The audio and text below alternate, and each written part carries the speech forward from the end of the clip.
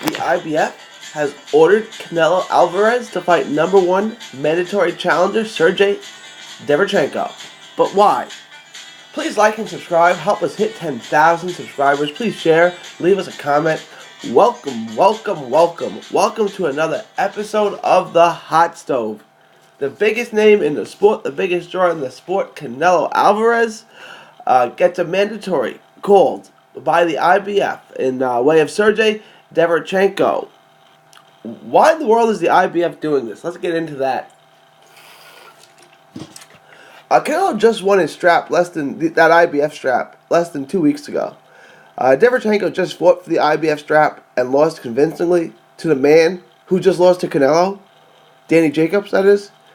Jacobs beat Derevyanchenko in a hotly contested scrap back in October. It was a good fight, really, an underrated fight, a fun scrap. But Jacobs won. He won clearly. There was no controversy. There was more controversy in the Jacobs-Canelo fight. Right? Derevyanchenko put up a good fight, but he got beat. And everyone knows he got beat by Danny Jacobs, who got beat by Canelo. Right? Everyone knows Jacobs beat Derevyanchenko, and the judges agreed. It was competitive. It was a good fight. Jacobs clearly won, and the judges got it right. I don't see why Derevyanchenko gets another shot at a world title by the IBF as the mandatory this quickly. Derevyanchenko looked good in his win over Koke, but to give him a mandatory 6-7 months later based off of just that fight seems weird and ridiculous. No one wants to see this fight, and no one thinks Derevyanchenko has done anything to warrant two mandatory positions in this short of span. Right? It's not profitable to the IBF, right? Any other fight that Canelo would take would be a bigger purse, meaning the IBF would get a bigger fee, a bigger sanctioning body fee, right? A Caleb Smith, a Triple G trilogy, Jamal Charlo fight, they're all bigger draws, cash draws than Derevyanchenko. So the IBF would get a bigger sanctioning fee from any of those fights. So it's not monetary based, or at least it doesn't appear to be monetary. Right? Typically, the IBF and the other major sanctioning bodies will make an exception for a unification bout. So potentially, if he doesn't want to fight Derevyanchenko, he can fight Andrade. And that would be cool with the IBF, typically. Andrade, of course, is the WBO champion. You know, that's a fight that could happen. Canelo and Andrade both fight on DAZN. Eddie and Oscar just worked together and worked together well. Right? They did a really good thing with that Jacobs fight. The fight would be for the undisputed middleweight championship, all four belts, plus the lineal belt, the ring belt. Eddie said Andrade. Eddie signed Andrade, thinking he could win this fight. He clearly signed Jacobs and Andrade to fight Canelo specifically. Right? Jacobs lost to Andrade. Jacobs lost to Canelo. So he's got one shot left. That's Andrade. Andrade has a shot. Eddie thinks he can win. I don't necessarily think he's wrong. I'll get into that if that fight is announced. I don't know that it will be. Eddie thinks Andrade can win. I think that's why he signed him. I think that's why he signed Jacobs. I thought those were the two guys that had the best chance to beat Canelo. Jacobs gave it a game shot. Came up just a little short. Really competitive fight. We had it even. Most people had Canelo 115, 113. That was the most common scorecard. We had it 114, 114. The other guy he thinks has a shot is Andrade. And Andrade's slick, southpaw with some pop. Very athletic, very skilled fighter. Could be the kryptonite for Canelo. Let's see. Andrade doesn't have any really good wins on his resume. Brian Rose, Vanes Martirosyan 5 years ago. There's not much on Andrade's resume, but he's really good. You know, he just hasn't had the level of competition yet. And I was thinking this. Why not order a final eliminator between Jacobs and Derevyanchenko? Mandate a rematch. Jacobs and Derevyanchenko Part 2. The winner gets the mandatory shot. The winner gets put in mandatory position. That makes more sense. The IBF at this time has no number 2 challenger. Why not have him fight Jacobs? Right? Why not have Derevyanchenko fight Jacob, and then you earn the title shot? Losing to Jacobs and beating Quilke doesn't seem to warrant you getting a title shot that quickly, especially when mandated. But Jacobs got a shot. Beat Danny Jacobs, right? Like if Derevyanchenko had a rematch with Danny Jacobs and he beat Danny Jacobs, give him a shot. Give him that shot. Canelo fought a close fight with him. If Derevyanchenko can beat him in the rematch, okay, Derevyanchenko's earned it. But he hasn't done anything to earn it, okay? Doesn't really warrant you getting a title shot. And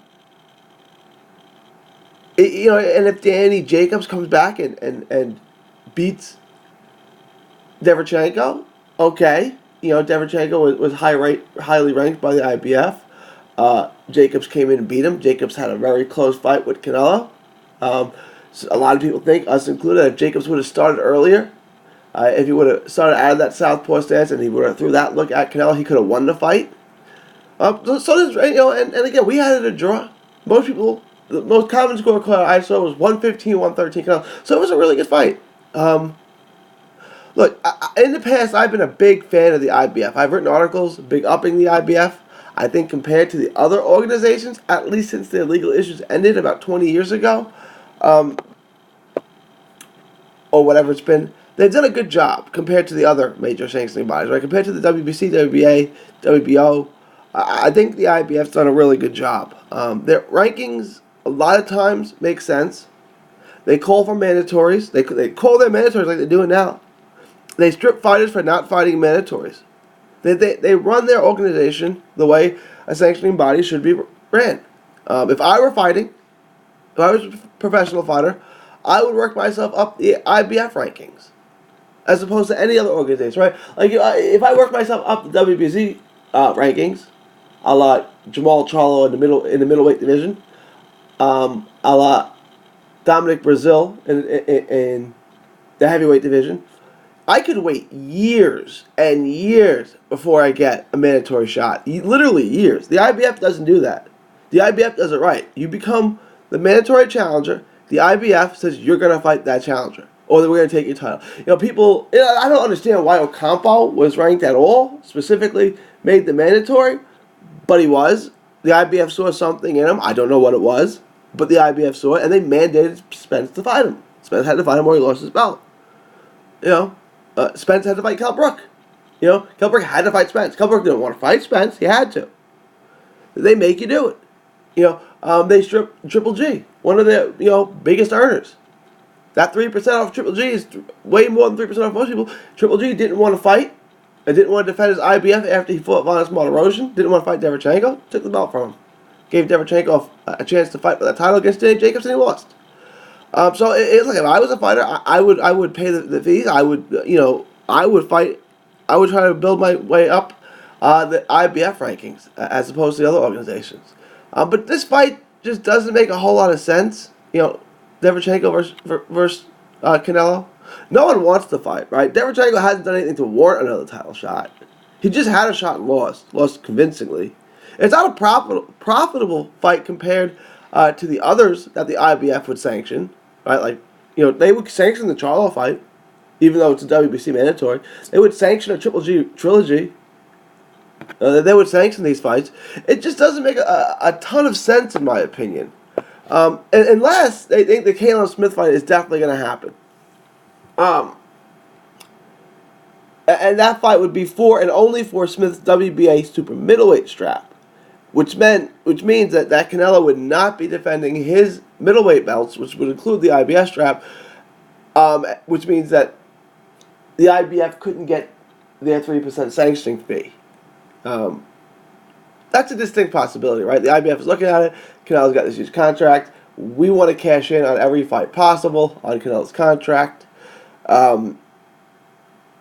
So we're going to mandate that he takes our mandatory right away.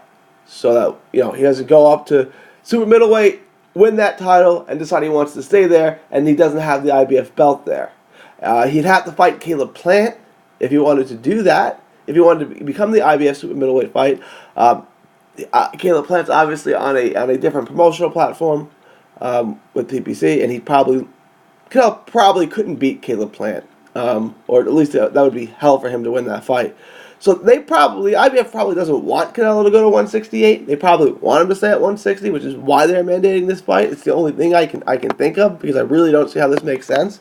But let me know what y'all think. Does that make sense? Do you think the IBF is worried that Canelo is going to go up to 168 and stay there, and then he won't be their champion? At least currently, he won't be their champion. He fought Caleb Smith. He still... Would he stay there? And obviously a fight with him and Caleb Plant would be tough to make. It would be real tough to make. And I don't even know if Canelo could win that fight. Caleb Plant looks like, he'd be a lot of trouble for Canelo. Please, let me know what you guys think. Are you interested in a Derevyanchenko-Canelo fight? I mean, I don't think y'all are. But let me know what you think. Do you think Derevyanchenko would have any chance? I don't. I think it'd be an entertaining scrap to some degree. I don't think it would be completely one-sided, but I think Canelo wins. Probably wins by stoppage. But leave your thoughts. Who do you guys want to see Canelo fight next? Let me know. Let me know what y'all think. Leave your thoughts, comments below. Please remember to like and subscribe. Please share with a friend. Help us hit that 10,000 subscriber mark. For another episode of The Hot Stove, this is 3D Boxing from Texas to the world, saying thank you and God bless. Enjoy 3D Boxing vlog videos? Show us some love by clicking the like button. Don't miss a tweet, post, story, or video. 3dboxingvlog.com is also on Facebook, Twitter, and Instagram. Hit the subscribe button now to stay inside the ring.